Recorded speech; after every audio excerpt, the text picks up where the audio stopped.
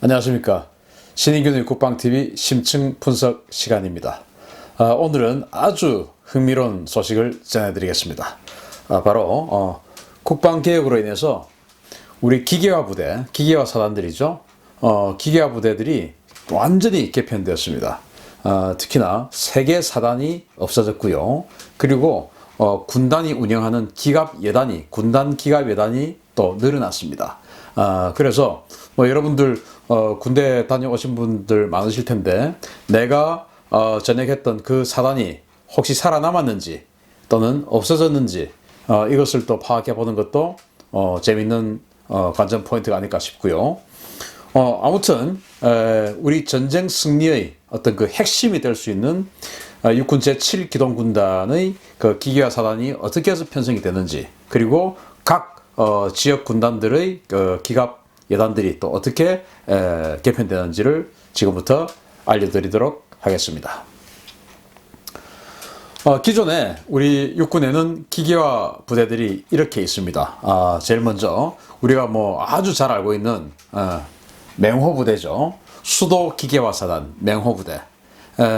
이게 이제 기계화, 우리 최초의 기계화 사단이면서 현재도 기계화 사단으로서 최강의 어떤 그 전력을 가지고 있습니다. 경기도 가평 쪽인가요? 거기에 사단이 있는 것으로 알고 있고요. 그리고 양평에 있는 제20 기계화 보병사단입니다. 여기야말로 원래는 이 수기사가 가장 먼저 기계화 사단이 되었지만, 양평에 있는 이 제20사단이 두 번째로 기계화 사단이 되면서 여기가 전투서열 1위가 됐습니다. 그래서 K1A1 전차, K2 전차, K21 전투장갑차, 이런 모든 최신형 무기들이 다 이 20사단에 제일 먼저 보급되고, 20사단에 보급되고 이제 추가되는 것들은 이제 수도 기계화 사단이나 다른 데로 이제 이렇게 배치가 될 정도로 20사단 이 결전 부대야말로 한국 기계화 부대의 상징이라고 할 수 있고, 제가 개인적으로 평가하기에 지금 현재 미군 빼면 아시아에서 가장 강한 전투사단이 아닐까 생각할 정도로 이런 20사단이 있습니다. 그 다음에 경기도 고양 지역에 있죠. 우리 서울의 서쪽을 방어하기 위해서 30사단 필승부대입니다.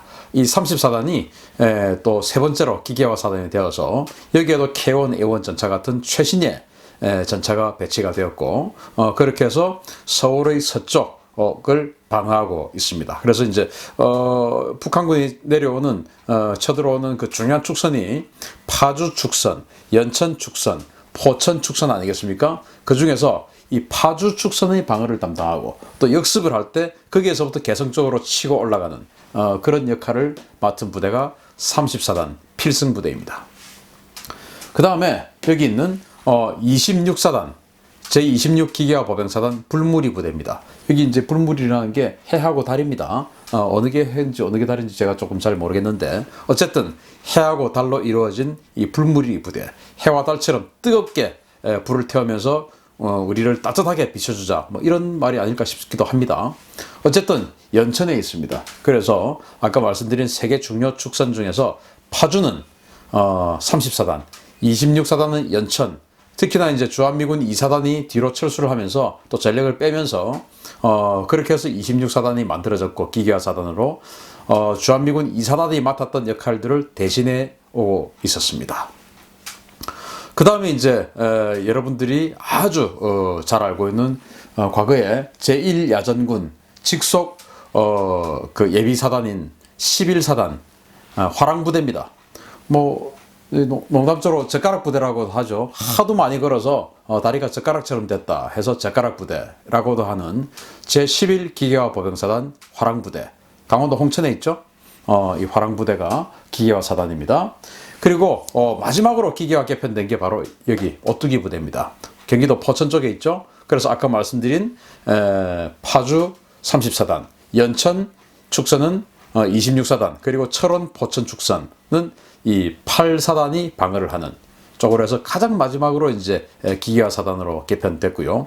여기 있는 모든 사단 중에서 사단의 역사는 제일 큰 형님입니다만은, 수기사가 있으니까 둘째입니다만은, 기계화 사단으로서는 막내입니다. 이 오뚜기 부대는 또 여기도 역시 그 제5군단, 5군단은 예비사단이었죠. 그러다 보니까 5군단이 이제 철원, 포천 이 지역을 방어하는 군단이다 보니까 굉장히 중요하죠. 그래서 5군단의 예비사단, 이 8사단은 얼마나 훈련을 많이 했으면, 옛날에는 뭐 탱크나 장갑차 이런 거 안 타고 걸어다니는 알보병이었으니까 하도 많이 걸어서 다리가 다 닳아서 없어졌다 라고 할 정도의 그런 농담이 있을 정도의 그런 훈련을 아주 강하고 빡세게 했던 그런 부대가 바로 이 오뚜기 부대입니다. 이제 기계화 사단이 되었죠.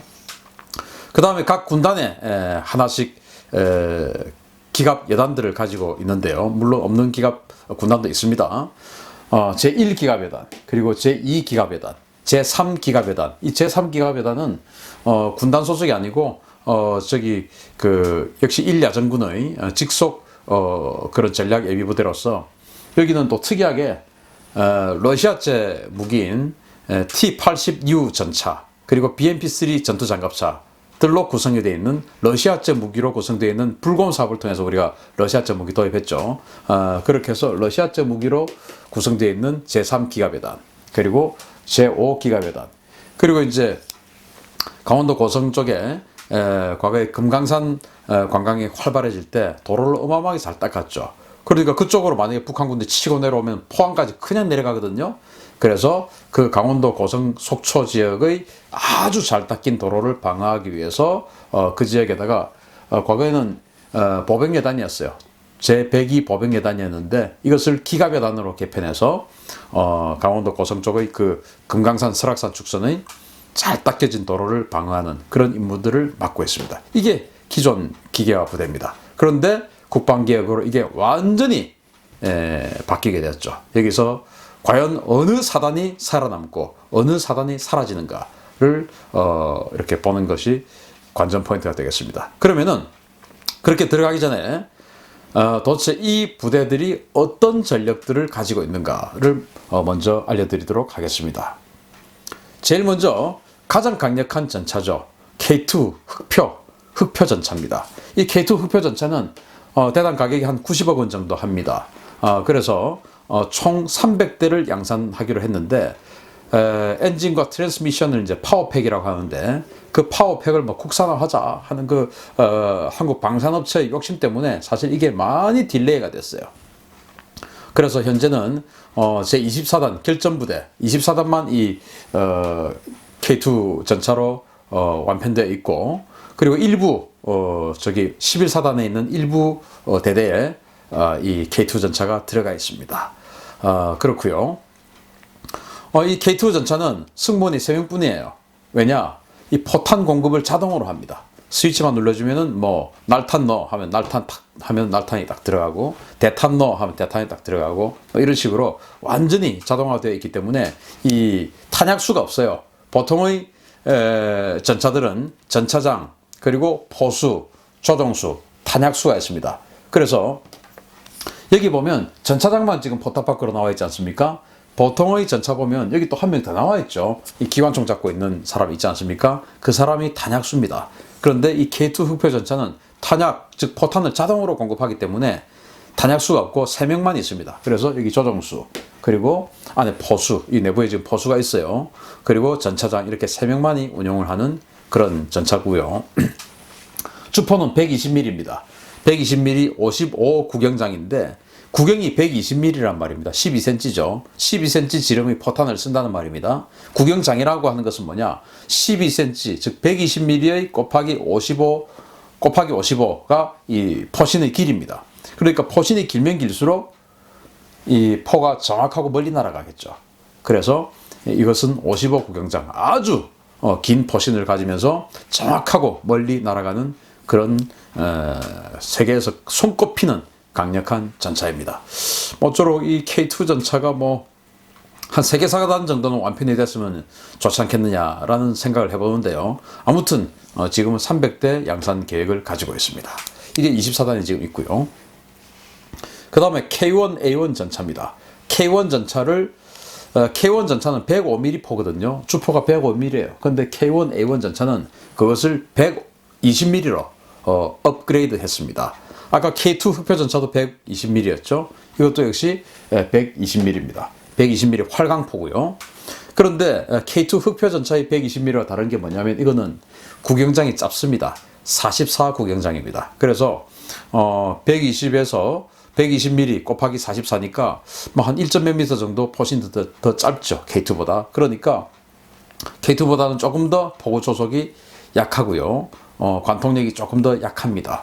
그러나 미군의 M1 전차도 이 44 구경장 이 포를 쓰고 일본의 90식 전차 이런 것들도 이 44 구경장 주포를 쓰기 때문에 이게 K2 전차가 워낙 우수해서 그렇지 이 포가 약한 건 아닙니다.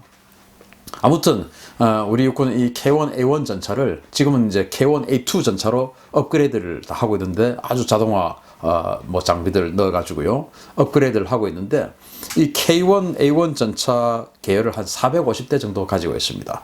그러니까 450대라고 하는 것은 한 3개 사단 정도의 기계화 사단을 완편시킬 수 있는 그런 능력이 450대입니다.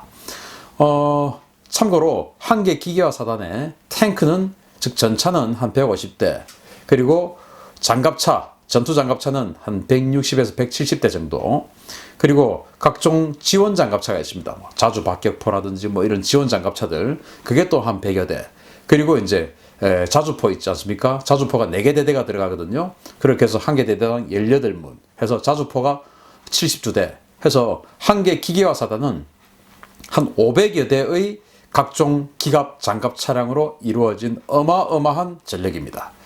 그런데 이 K1A1 전차가 우리가 450대니까 3개 사단이 K1A1 전차로 완편되어 있다라고 보시면 되겠습니다. 아주 뭐 북한군 전차 모든 전차하고 싸워도 다 이깁니다. K2 흑표 전차는 북한군을 넘어서 일본 육상자위대 K2 흑표 전차보다 센 전차 없어요. 그리고 중국의 자기네들 말로는 K2 흑표 전차보다 세다라고 주장하는 전차 있긴 있는데 제가 봤을 때는 택도 없습니다. 그래서 이 아시아 지역에서는 최강의 전차가 K2 흑표 전차다. 저는 그렇게 평가합니다. 그 다음에 K1 전차입니다. 애칭은 88 전차죠. 여러분들 그 88 전차 많이 들어보셨지 않습니까? 1987년도에 우리 처음으로 국산 전차가 개발되었죠. 그전에는 M계열 전차, 그래서 M47, M48 뭐 이런 걸 운영을 하고 있었는데 이 K1 88 전차를 운영을 하면서 그야말로 우리가 독자적인 탱크를 생산하는 나라가 되었습니다. 이 K1 전차는 아까 그 K2 전차에 비해서 다른 점이 바로 포가 다릅니다. 아까 K1A1 전차는 120mm 활강포인데 이 K1 전차는 105mm 강선포예요. 포신 내부에 강선이 이렇게 있어서 회전을 하면서 날아가는 거죠. 강선포. 그래서 포 위력은 좀 약합니다. 그런데 방어력이나 뭐 이런 건 K1A1 전차하고 좀 근사한 그런 능력을 가지고 있죠. 아무튼 이 3세대 전차예요. 기동하면서 사격할 수 있고 사격하면서 다른 표적을 또 헌팅할 수 있고 그리고 야간전 능력도 있고 아주 우수한 전차입니다. 우리 육군이 이 K1 전차는 한 1000대가량 가지고 있습니다. 그래서 우리 그 육군이 가지고 있는 이 전차들은 전부 다 현대 로템에서 만들었다라고 보시면 되겠습니다. 왜냐? 현대 로템이 전부 다 이 탱크를 생산하는 것을 전담해 왔었습니다. 자, 그 다음에 또 특이한 탱크가 하나 있습니다. 바로 T-86 전차입니다. 정말 생긴 게 아주 정말 이 남성적으로 생긴 전차인데요. 이 T-86 전차는 과거 노태우 대통령 시절에 러시아에 소련과의 북방 외교를 하기 위해서 소련의 차관을 빌려줬죠. 제 기억으로 한 16억 달러 정도 되는데 그게 이제 소련이 망하면서 러시아가 그 채무를 인수를 했고 러시아는 능력이 안 되니까 모라토리움을 선언했습니다.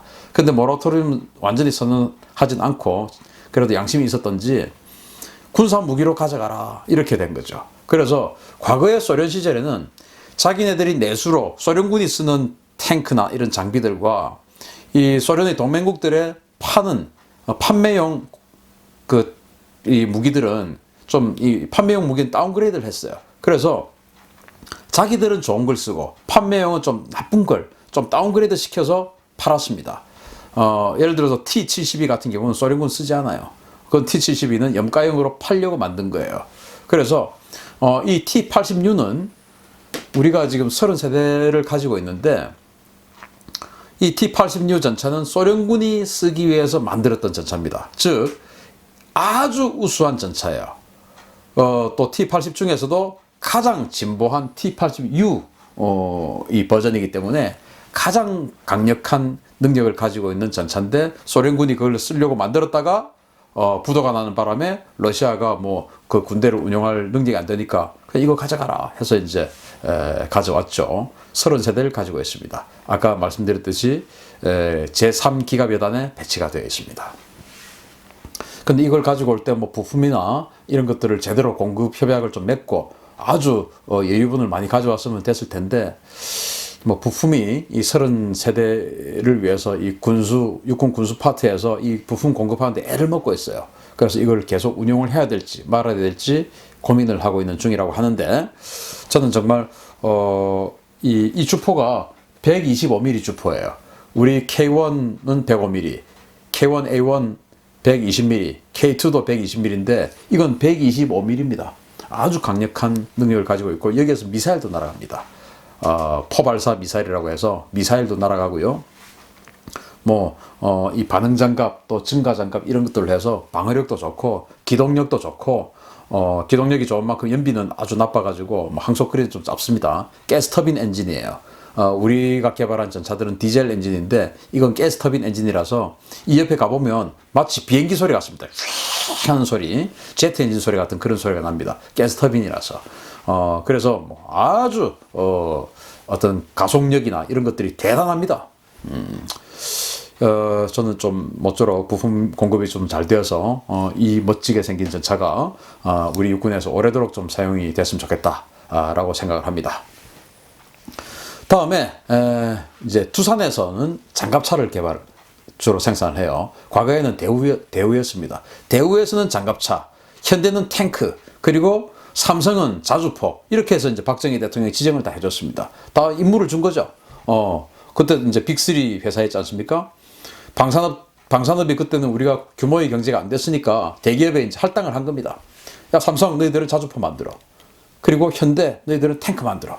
그리고 대우 장갑차 만들어. 이렇게 해서 다 나눠줬어요. 그러다가 이제 대우가 망했죠. 그래서 그 대우를 두산이 인수를 했습니다. 두산중공업이.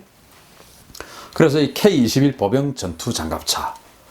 보병 전투 장갑차예요. 기존의 장갑차는 전투 장갑차가 아니고 보병 수송 장갑차입니다. 그냥 보병을 안전하게 수송하는 그런 임무를 가지고 있는데, 이 K21부터 우리 한국군의 장갑차가 전투 장갑차로 바뀌었습니다. 물론 여기에도 보병들이 탑니다. 한 8명 정도 타서 뒤에 딱 타고 있다가 쫙 램프가 열리면 보병이 뛰어나서 전투도 하는데, 이 장갑차 자체가 40mm 주포를 가지고 있어요.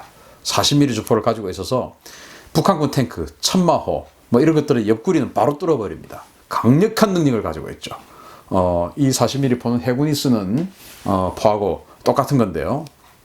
아무튼 강력한 공격력, 그리고 스스로 도하할 수 있는 능력, 이런 여러 가지를 가지고 있으면서 스스로 도하하는 능력 때문에 가격이 너무 비싸져서 그게 좀 탈인데, 저는 모쪼록 이 스스로 도하하는 능력을 좀 빼서 다운그레이드를 해가지고 우리 육군이 좀 더 많은 이 K21 장갑차를, 전투 장갑차를 사용하는 것이 어떨까? 전체가 다 대동강을 다 공병도움 없이 건널 필요는 없는 것 아니겠습니까? 제7기동군단에 있는 이런 그 공격용 사단들은 공병이 다리를 깔기 전에 바로 그냥 스스로 도하해서 대동강을 건너갈 필요는 있지만, 나머지 일반 사단들은 굳이 그럴 필요는 없이 공병들이 다리 놓아주면 건너고 하면 되지 않겠습니까? 따라서 여기에 그 튜브가 나옵니다. 옆에서 튜브가 나와가지고 이 장갑차를 스스로 건널 수 있게 해주는데 그 가격이 되게 비싸요. 그걸 좀 뺀다면 이 K21 장갑차 가격이 많이 다운될 텐데, 지금은 한 40억 정도 합니다. 그래서 보다 많은 기계화 부대들이 더 강력한 이 전투 장갑차를 가지고 그 전차와 장갑차의 보전 합동 전투를 하는 것이 어떨까라는 그런 희망을 가져봅니다. 제가 결정할 수 있는 사람 같으면 그래 하겠는데요. 자, 그 다음에 이제 이거 여러분들 아주 많이 보셨죠. 이것하고 군생활 해보신 분들도 계실 테고, 바로 K200 보병 수송 장갑차입니다. 보병을 수송하는 거죠, 사실은. 근데 우리는 이걸 가지고 전투를 했죠. 여기다가 K6 기관총 달아가지고 이렇게 사격할 수 있게끔 포방패도 만들어 놨고, 여기 보면 총알구가 있어가지고 소총을 이렇게 내가지고 요 구멍으로 밖으로 이렇게 전투를 할 수 있게끔 되어 있는데, 이게 방어력이 약합니다. 그리고 RPG-7, 북한군이 분대당 2정씩 가지고 있는 RPG-7 한 방 맞아버리면 다 파괴돼 버려요. 그래서 21세기에는 이 K200 보병 수송 장갑차를 가지고 공격용 부대인 기계화 부대의 주력 장갑차로 삼기에는 좀 부족하다. 이건 그냥 일반 사단들, 공격용 사단이 아니고 방어 사단들이 쓰는 무기로 만족하는 것이 어떨까라는 생각을 해봅니다. 다음에 또 역시나 러시아제 무기입니다. 3기갑 예단에 배치가 되어 있죠. BMP-3 보병 전투장갑차입니다. 세계 최강의 전투장갑차예요. 방어력은 세계 최강이 아니지만 공격력만큼은 세계 최강입니다. 북한군은 이런 것들을 경전차로 쓰고 있습니다. 왜냐? 이 주포가 100mm예요. 100mm 주포. K1 전차의 주포가 105mm인데 이 BMP-3 전투장갑차의 주포가 무려 100mm입니다. 그리고 이 주포 옆에 또 뭔가 하나 달려있죠? 이게 바로 30mm 부포입니다. 부포. 30mm 포가 부포로 또 똑같이 주포와 같이 달려있어요. 어마어마한 공격력입니다. 또 이것만 있냐? 아닙니다. 여기에 7.62mm 기관총 반대쪽에도 있고요. 7.62mm 기관총이 정면에 2적이나 더 달려있어요. 공격력으로서는 끝내주는 장갑차죠. 이걸 이제 우리 3기갑 예단이 2개 대대 60여 대를 가지고 있습니다. 역시 이것도 러시아가 차관 대신 빛 대신 무기를 가져가라 해서 가져온 겁니다. 정말 또 이 100mm 이 주포에 포발사 미사일이 날아와서 전차를 그냥 파괴시켜 버립니다. 여기에서 대전차 미사일이 날아가요. 대단하죠. 그런 우수한 공격력을 가지고 있고, 이건 우리 K21과 달리 스스로 수상 주행을 할 수가 있습니다. 아주 빠른 속도로. 그래서 만약에 육군이 이것을 퇴역을 굳이 한다면 저는 차라리 그 해병대에다 주는 것이 어떨까라는 생각도 합니다. 왜냐하면 해병대는 스스로 주행해서 적진을 돌파하는 그런 그 수륙 양용 장갑차가 있지 않습니까? 그런데 우리 해병의 수륙 양용 장갑차가 미제 AAV7인데 그걸 우리가 이제 테크윈에서 라이센스 생산을 해서 KAAV7이라고 하는데요. 거기 주포가 40mm 포예요. 그 40mm 포가 또 아까 K21처럼 강력한 그런 포가 아니고 유탄입니다. 유탄. 우리 보병들이 40mm 유탄 이렇게 들고 있지 않습니까? 소총 밑에다가 꽂아가지고 그걸 기관총처럼 쏠 수 있는 40mm 유탄 기관포예요. 그런데 이건 100mm 포죠. 그리고 30mm 기관포를 가지고 있죠. 그러면서 수상주행을 할 수가 있죠.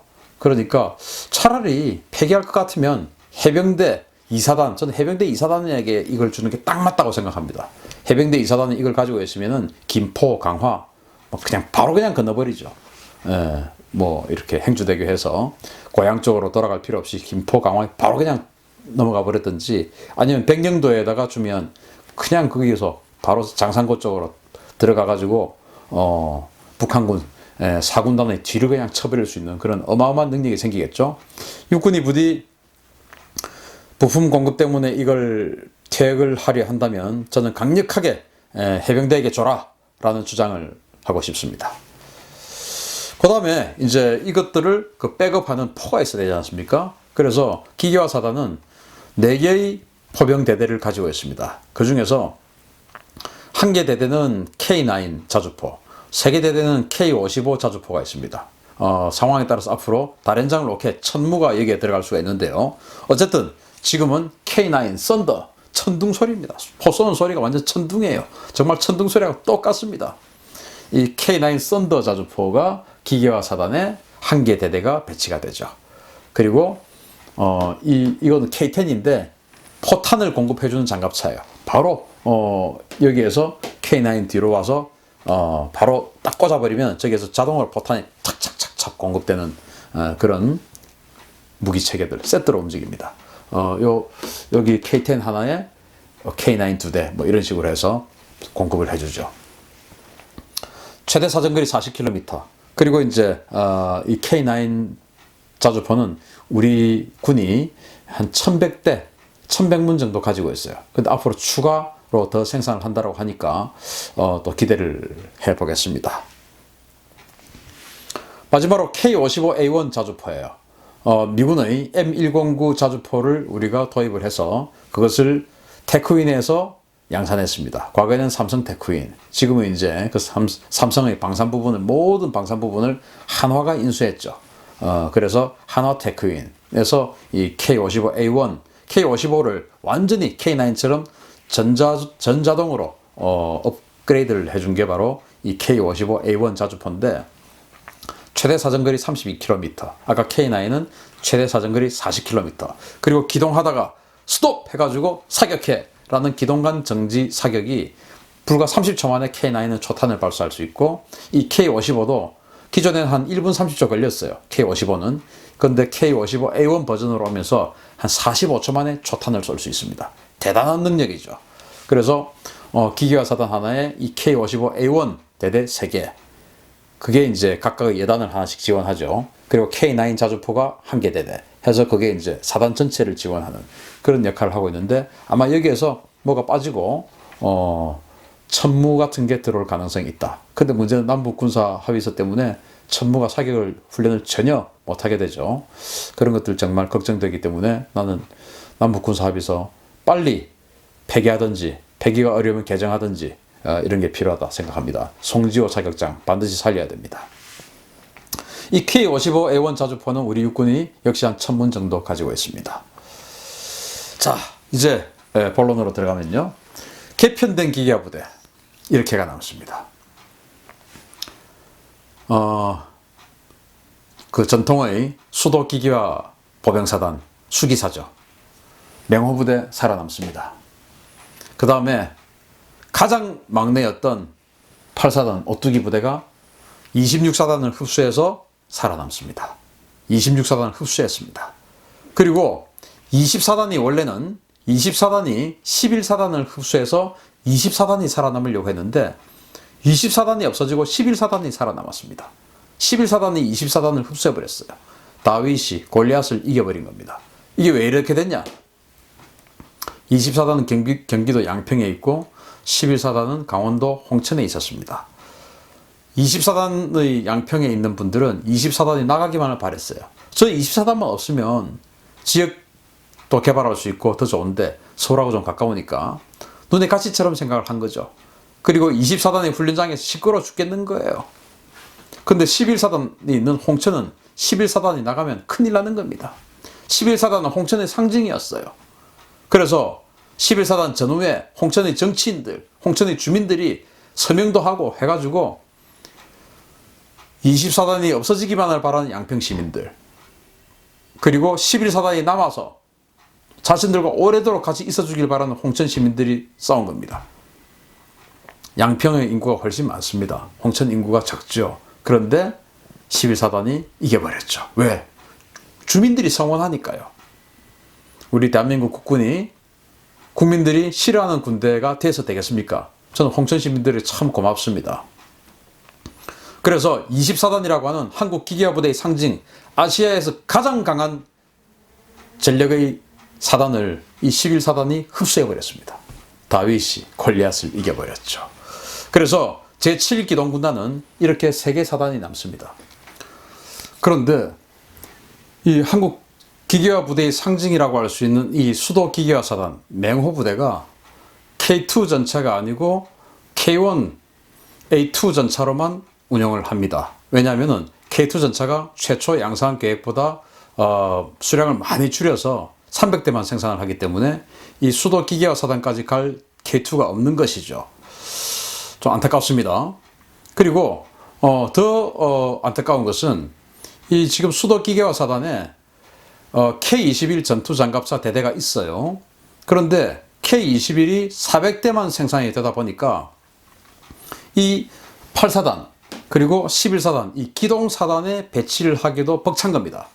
그래서 이 맹호 부대에 있는 K-21 전투장갑차를 빼서 여기 있는 이 사단들로 메꿔줘야 됩니다. 그러면은 이 수기사는 어떻게 되냐? K-200 장갑차. 아까 제가 말씀드렸듯이 전투장갑차라고 하기에는 민망하죠. 그냥 수송장갑차입니다. 보병 수송장갑차. 그걸 이제 수도기계화 사단인 맹호 부대에 배치를 해주고, 이 맹호 부대를 가지고 이 두 개를 백업해주는 그런 임무만을 맡기는 거, 이거는 조금 아니지 않느냐. 그래서 바람이 있다면 K2 전차를 한 150대 정도 추가 양산을 해서, 최소한 150대를 추가 양산해서 이 수도기계화 사단에 완편을 시켜주고, 그리고 K-21 전투장갑차도 아까 제가 말씀을 드렸듯이 그 자력 도하 기능, 그 튜브하고 이런 기능 빼서 좀 다운그레이드를 해서 이 수기사에도 K-200 그런 수송장갑차가 아니고 40mm 주포를 가진 K-21 전투장갑차를 완편을 시켜주면서 이 세 개 사단을 명실공히 강력한 전투력을 가진 그런 사단으로 만들어줄 필요가 있다 라고 생각을 합니다. 왜냐? 이 사단들이 바로 유사시에 신속하게 치고 올라가서 평양을 제압해버립니다. 평양을 완전히 흔들어버리죠. 꽝 하고 흔든 이후에 바로 위에서 청천강을 확보를 해버립니다. 영변에 있는 핵물질을 완전히 확보하고 청천강을 딱 확보를 해버립니다. 그렇게 해서 중국군들이 들어오지 못하도록, 또 남하하지 못하도록, 그래서 한반도 전토를 우리 영토로, 즉 한반도 전토를 통일을 할 수 있는 그런 임무를 맡아줄 역할들이 바로 이 세 개 사단이에요. 그러면 이 세 개 사단이 강력해야 됩니다. 북한이 보기에 뻔하게 11사단과 8사단이 주력부대고 이 맹호부대는 백업이다. 이렇게 되면 방어하기가 쉽겠죠. 이 세 개 사단, 그 어느 사단이 어디가 주공이 될지, 어디가 조공이 될지 이거를 몰라야 됩니다. 그러기 위해서는 이 수도기계화 사단 맹호부대에도 K2 흑표전차 그리고 K-21 전투장갑차를 완편시켜주는 것이 맞다라고 생각을 합니다. 그리고 이제 기존에 이 5개 기갑여단들은 군단 기갑여단은 그대로 있고, 거기다가 추가로 제20 기갑여단, 제30 기갑여단이 이제 새로 창설이 되어서 군단에 배치가 될 겁니다. 저는 참 육군이 고맙고 센스가 있는 것이 20사단과 30사단이 없어지니까 그 이름을 따서 물론 기존에 있는 연대들을 이렇게 여단으로 업그레이드를 한 건데요. 20여단, 30기갑여단을 만들었다는 것이 참 고맙습니다. 모쪼록 한국기계화부대의 상징이었던 제24단 결전부대 사라졌습니다. 그리고 수도권 서쪽을 방어해 주었던 제30사단 필승부대 사라졌습니다. 그리고 수도권 동쪽을 방어해 줬던 제26사단 불무리부대 사라졌습니다. 이 사단들이 앞으로 다른 이름으로, 다른 임무로 다시 태어나기를 바랍니다. 통일 이후에 중국을 상대로 포효할 수 있는 그런 사단으로 다시 태어나기를 바랍니다. 아무튼 국방개혁으로 인해서 좀 슬프지만 사라지는 사단들도 생겼고, 또 남아있는 사단들은 더 강력하게 변모를 했습니다. 그리고 군단들도 기존에 1개 기갑여단을 가지고 있던 것을 2개 기갑여단을 가지게 되었습니다. 뭐 일부 군단이지만요. 그리고 제가 추가로 앞으로 이 정도는 괜찮겠다라고 싶은 어떤 거 판단이 설 때 이 기계화 사단과 이 기갑여단들이 어떤 편제로 구성이 되는가, 그래서 어느 정도 전력을 가지고 있는가를 좀 더 자세히 분석해드리는 시간을 가지도록 하겠습니다. 자, 이 부대들이 통일을 이루고 한반도 전토를 중국의 방해 없이 우리 영토로 만들려고 하면은 훈련을 많이 해야 됩니다. 훈련을 많이 하면 당연히 사격을 많이 하게 되겠죠. 그러면 이 부대 주변에 있는 주민들 시끄러우실 겁니다. 그렇지만은 양평의 20사단과 홍천의 11사단은 예에서 봤습니다. 군인들은 사기를 먹고 삽니다. 그리고 훈련을 통해서 실력을 기릅니다. 그래서 우리 국민들이 성원해주는 군대를 만들어야 되고, 훈련을 할 수 있도록 국민들이 참아줘야 됩니다. 모쪼록 이 부대들 주변에 사시는 분들 좀 힘드시더라도 애국심을 가지고 이 부대들 성원해 주시고 소음을 참아 주시기를 간절히 바랍니다. 그렇게 해서 유사시에 이 부대들이 대한민국 전토를 우리 영토로 만들어 줄 수 있는 그런 힘을 가지게 성원해 줍시다. 오늘 심층분석 여기에서 마치겠습니다. 감사합니다.